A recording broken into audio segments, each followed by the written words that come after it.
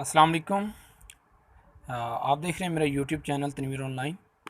आज की इस टॉपिक में हम डिस्कस करेंगे second year chemistry chapter number 7 को, जिसको आज हम स्टार्ट करने जा रहे हैं fundamental principle of organic chemistry. तो इसके जो फंडामेंटल का मतलब होता है बुनियादी। Principles of organic chemistry means कि ऑर्गेनिक केमिस्ट्री के जो फंडामेंटल्स हैं, जो बुनियादी असूल हैं, वो कौन कौन से हैं। तो ये बेस करते हैं दो चीज़ों पे। एक तो ये बेस करता है ओरिजिन पे। ऑलमोस्ट आज से कोई 200 ईयर्स अगो यही ख्याल किया जाता था कि जो ऑर्गेनिक कंपाउंड्स हैं या इनऑर्गेनिक कंपाउंड्स हैं, इनकी प्रॉपर्टीज़ यहाँ पर इसको मैं लिख दूँ कि ओरिजिन की बुनियाद पर डिफ्रेंशिएट किया जाता था। जितने भी ऑर्गेनिक कंपाउंड्स हैं उनको इनऑर्गेनिक और इनऑर्गेनिक की बुनियाद पर जो है वो डिफ्रेंशिएट किया जाता था, आज से कोई 200 साल पहले। तो ये बुनियादी ओरिजिन की बुनियाद पर इसको डिफ़ाइन किया जाता था, ऑर्गेनिक और इनऑर्गेनिक कंपाउंड्स को। तो ऑर्गेनिक कंपाउंड्स का के हवाले से ये तस्वर किया जाता था कि ऑर्गेनिक कंपाउंड जो हैं वो सिर्फ़ और सिर्फ आपको हासिल हो सकते हैं लिविंग ऑर्गेनिज्म से। लिविंग ऑर्गेनिज्म से आप जो है वो ऑर्गेनिक कंपाउंड्स को ऑब्टेन कर सकते हैं, और जो आपके पास इनऑर्गेनिक कंपाउंड्स हैं वो नॉन लिविंग ऑर्गेनिज्म से हासिल होते हैं। ये तो था इसका बुनियादी कॉन्सेप्ट। तकरीबन 200 साल पहले तक यही मामला चलता रहा कि ऑर्गेनिक और इनऑर्गेनिक कंपाउंड की को डिफ्रेंशिएट कैसे किया जा सकता है। तो ऑर्गेनिक कंपाउंड्स में लाइक हम देखें, हमारे पास कार्बोहाइड्रेट्स हैं, विटामिन्स हैं, लिपिड्स वगैरह, जितने भी ये कंपाउंड्स हैं, ये सारे के सारे हमें लिविंग ऑर्गेनिज्म से हासिल होते हैं। और ये हमारे मिनरल सोर्स से हासिल होने वाले कंपाउंड से इनऑर्गेनिक कंपाउंड्स।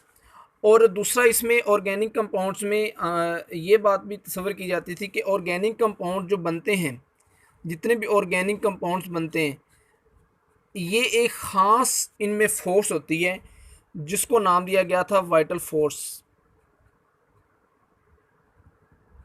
वाइटल का मतलब होता है इम्पोर्टेंट या यूनिक। मीन्स इसका ये है कि ऑर्गेनिक कंपाउंड जो कुदरती तौर पर बनते हैं, जिनको आर्टिफिशियली नहीं बनाया जा सकता, इनमें एक ख़ास तरह की फ़ोर्स होती है जिसको वाइटल फोर्स कहा जाता है। ये इसको आप आर्टिफिशियली मसनूई तौर पर नहीं बना सकते। ये तस्वर किया जाता था कि ऑर्गेनिक, इसका मतलब ये हुआ कि ऑर्गेनिक कंपाउंड जो हैं उनको आर्टिफिशियली प्रिपेयर नहीं किया जा सकता, बिकॉज इसमें जो वाइटल फोर्स है वो आर्टिफिशियली तैयार नहीं की जा सकती। इसकी बुनियाद पर एक थ्योरी दी गई थी जिसको कहा गया था वाइटल फोर्स थ्योरी। इस थ्योरी की बुनियाद पर कहा जाता था कि ऑर्गेनिक कंपाउंड जो हैं इनको आर्टिफिशियली नहीं बनाया जा सकता। लेकिन उसके बाद क्या हुआ कि इस थ्योरी को एक साइंटिस्ट थे जिनका नाम था फ्रेडरिक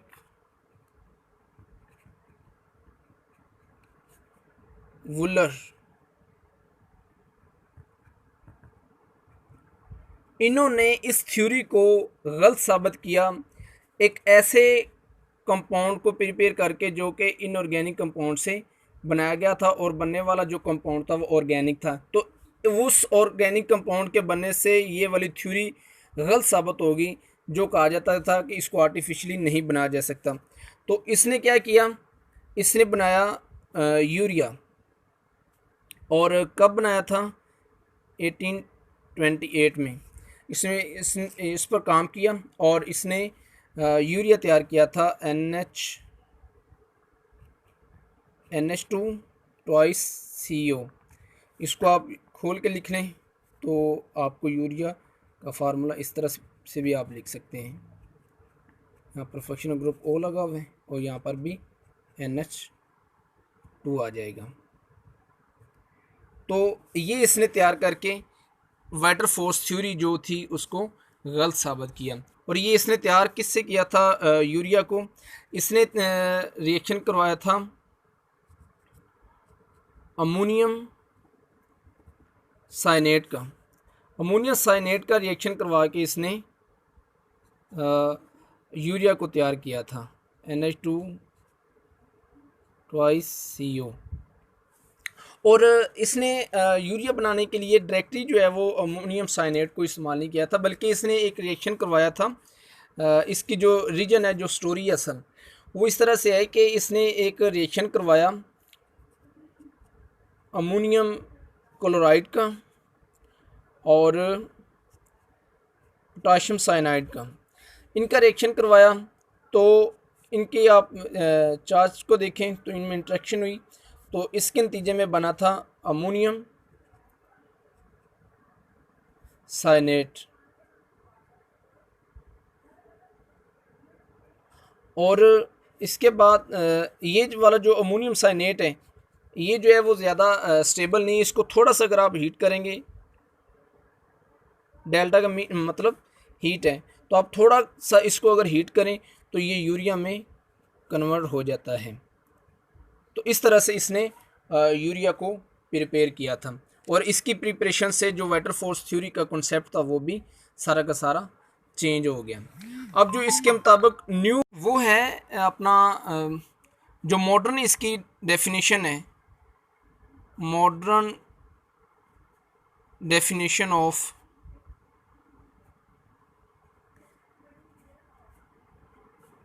ऑर्गेनिक केमिस्ट्री।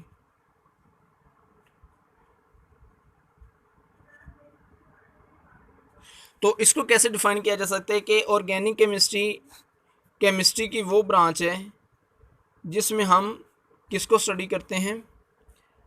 कार्बन और हाइड्रोजन को और इनके डेरिवेटिव्स को। अब यहाँ तक तो बात समझ आती है कि कार्बन और हाइड्रोजन, जिनको हाइड्रोकार्बन्स कहा जाता है, मतलब कार्बन और हाइड्रोजन से मिलकर जो बनने वाले कंपाउंड हैं उनको ऑर्गेनिक केमिस्ट्री में हम स्टडी करते हैं। डेरिवेटिव से क्या मुराद है? लाइक इसके आप एग्जांपल ले लें मीथेन। और अगर आप डेरिवेटिव्स की बात करें तो जैसे आपके पास है, आप बात करें, आपने एक 10th क्लास में टॉपिक पढ़ा था अल्केन्स का, जिसमें आपने एक टॉपिक पढ़ा था हेलोजिनेशन।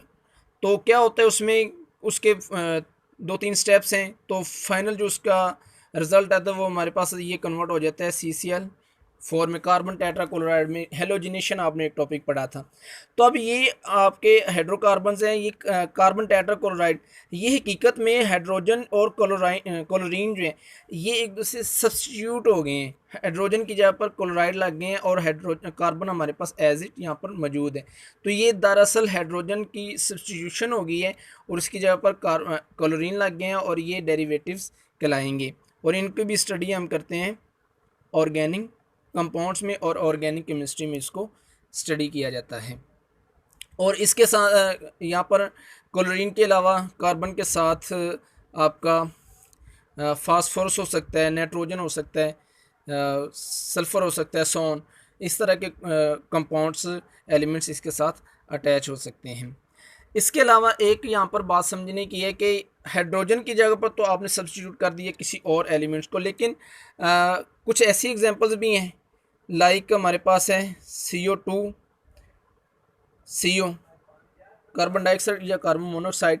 तो ये ऐसे कंपाउंड्स हैं जिनको स्टडी किया जाता है इनऑर्गेनिक केमिस्ट्री में, या इनऑर्गेनिक कंपाउंड्स के तौर पे इनको स्टडी किया जाता है। ऐसा क्यों है? क्योंकि इनकी जो सिमेट्री है या इनकी जो प्रॉपर्टीज़ हैं वो इनऑर्गेनिक कंपाउंड से मैच करती हैं। ऑर्गेनिक केमिस्ट्री में ये इनको एक्सप्लेन नहीं किया जा सकता, क्योंकि इसमें जो एक फोर्स है ख़ास तरह की इनकी बॉन्डिंग में, वो ऑर्गेनिक कंपाउंड में इनकी स्टडी नहीं होती।